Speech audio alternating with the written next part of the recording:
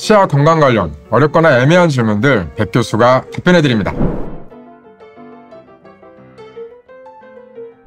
안녕하세요.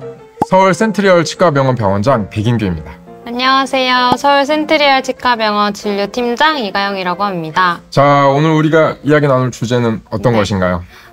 이제 보통 만 5에서 7세가 되면 아이들이 유치가 빠지고 영구치가 새로 나기 시작하는데요. 옛날엔 치아가 흔들리면 집에서 실을 묶어서 부모님이 뽑아주시곤 했던 추억이 있는데요.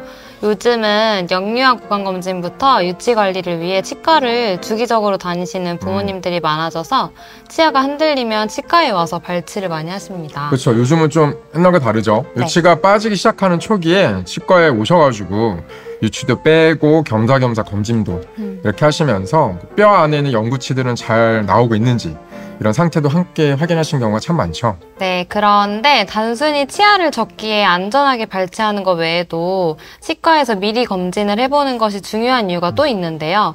바로 선천적 영구치 결손을 확인할 수 있는 계기가 되기 때문입니다. 어려운 표현, 선천적 영구치 결손. 아무래도 오늘의 주제인 것 같은데요. 네, 맞습니다. 그래서 오늘은 10명 중 1명은 타고난다는 선천적 영구치 결손에 대해 알아보려고 합니다.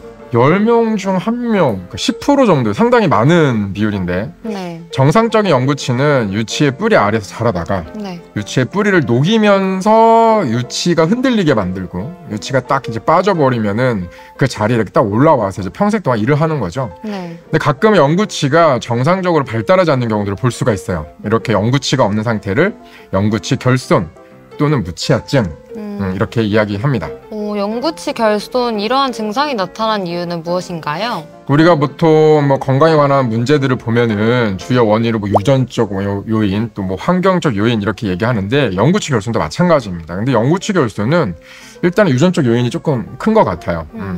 또 환경적 요인으로는 뭐 태아가 이제 만들어질 때 뭐 영양분이 부족했다든지 어떤 다른 이유 때문에 이제 발달이 부적절했을 때도 이런 일들이 일어날 수 있죠. 가끔은 뭐 호르몬의 불균형, 뭐 일부 전신질환과도 연관성이 있는 경우들이 종종 있습니다. 영구치 결손도 여러 가지 유형이 있던데 어떤 것이 있을까요? 영구치가 얼마나 없느냐 이거에 따라서 조금 나뉘는데요. 일단 한두 개 없는 부분 결손, 이게 가장 흔한 유형입니다. 네. 이게 한두 개, 하나씩 이제 없는 분들이 종종 있으시고, 또 하나는 6개 이상의 치아가 갑자기 이제 안 나온 경우, 이런 경우는 다수 결손이라고 합니다. 다수 결손. 그리고 또 전체 결손이라고 아예 치아가 없는 경우도 있어요. 근데 아예 치아가 없는 경우는 아주 심각한 유전적 증후군이나 이런 것과 관련된 경우인 거죠. 그래서 대부분 우리가 보는 경우들은 부분 결손이라고 이렇게 알고 계시면 되겠습니다. 원장님도 하시다가 전체 결손 환자 보신 적 있으신가요? 전체 결손은 제가 봤죠. 책에서. 학생 때 이제 공부할 때. 네. 공부할 때만 봤고, 실제로 저희 이제 그 전체 결손 환자분들이 치과에 오시기 전에 그분들 아주 아기 때부터 그게 확인되기 때문에 이제 뭐 대학병원이나 종합병원 이런 데서 잘 케어를 받게 되시고요. 우리 치과에 오시는 분들 보면은 실제로 어린아이들 중에 네. 이렇게 부분 결손이라고 치아가 한두 개 없는 경우들이 종종 있고, 네. 제 첫째 아들도 치아가 하나가 없는 상황입니다. 아이고. 그래도 걱정하지 않아도 되죠. 네. 그렇다면 영구치 결손은 어떤 과정을 거쳐 진단을 내리게 되나요? 일단은 영구치 상태는 엑스레이를 좀 보고 판단을 해야 되거든요. 그래서 만 6세 이후 파노라마 엑스레이를 한번 촬영을 해가지고요. 우리 턱뼈 안에 영구치의 씨앗, 우리가 치배라고 부릅니다. 그 치배가 잘 자라고 있는지 확인합니다. 파노라마 엑스레이상 보이는 그 영구치들을 하나하나 이제 개수를 좀 세보는 거예요. 종종 영구치가 없는 애들이 있기 때문에 그렇게 확인을 해가지고 영구치 개수가 다 잘 있는지 보면서 진단을 내리게 됩니다. 만약에 이제 파노라마를 딱 찍었는데 영구치가 없는 애들 종종 있긴 하거든요.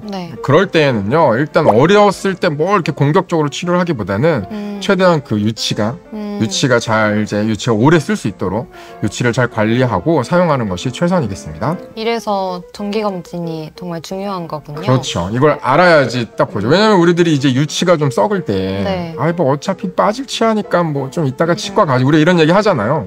그런데 혹시라도 그 아래쪽에 영구치가 없었다면 그 유치를 막 30대, 40대까지 써야 되는 상황이거든요. 그럼에도 불구하고 그때 막 유치가 빨리 썩어서 빠져버린다면 좀 곤란할 수 있겠죠. 영구치 결손은 어떤 영향을 주게 되나요? 몇 가지가 좀 있는데 아무래도 좀 여러 가지 좀 불편하죠. 첫 번째는 치아의 교합이 좋지 않아서요. 음식을 씹을 때 효율이 좀 떨어집니다. 그럼 또 어린아이들 잘 먹이고 싶은 게 이제 엄마 아빠의 마음일 텐데 애가 좀 잘 못 씹을 수가 있겠죠. 두 번째는 치아가 이렇게 하나 두 개가 영구치가 결손돼서 비어있게 되면 발음이 샌다 그러죠. 그래서 발음 문제가 좀 있을 수가 있겠고, 셋째로는 좀 중요한 문제인데 아무래도 영구치가 없게 되면요 골격의 성장에 안 좋은 영향을 끼칠 수가 있어요. 빈 공간이 있고 위아래 치아가 잘 안 물리니까 반대쪽 치아가 뭐 내려오거나 이런 식으로 부정교합이 악화가 되면서 심리적인 문제가 조금 생길 수가 있죠. 그리고 또 어린아이도 뭐 아기 때는 좀 몰랐다가 자기가 이제 치아가 없음으로 인해서 뭐 웃을 때 이 검은 공간이 보인다거나 그러면 이제 좀 심리적으로 자존감도 좀 떨어지고 사회생활에 약간 이렇게 부정적인 영향을 끼칠 수도 있겠습니다. 네, 그럼 선천적 영구치 결손 그냥 내버려둬도 괜찮은가요? 다른 문제 때문에 치과에 와서 발견하는 경우가 많아요. 무관심하고 에이 뭐 상관없겠지 이러면 안 됩니다. 치아가 이동하면서 이제 치아를 전반적으로 흐트러질 가능성이 매우 높아요. 임플란트를 하고 싶어도 하기 어려운 경우들이 많아요. 아이 같은 경우에는 임플란트를 바로 식립을 못 하는데